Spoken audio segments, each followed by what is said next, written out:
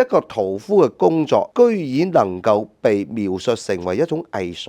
庖丁射牛啦，咁庖丁嘅意思係佢所追求嘅係道，已經超越咗單純嘅一種技術嘅。每個動作咧都符合音樂同埋舞蹈嘅節奏，幾乎可以講話接近道嘅一種展現嚟嘅。醫生嘅場所，陰陽交界，生命入邊衰敗流逝過程中釋放嘅能量，佢屬於一種陰鬱離散嘅一種病氣同埋死氣。而屠夫面對嘅咧係生命嘅最旺盛、最鮮活嘅狀態，被強行中斷同埋轉換嘅瞬間，稱呢啲咧就為血光殺氣。嗱，呢種氣佢唔係陰冷，而係一種充滿唔甘心、怨恨同埋劇烈嘅波動嘅一種戾氣嚟嘅。長期處喺呢一種咁嘅能量環境底下，人嘅情緒同埋心神好容易被影響。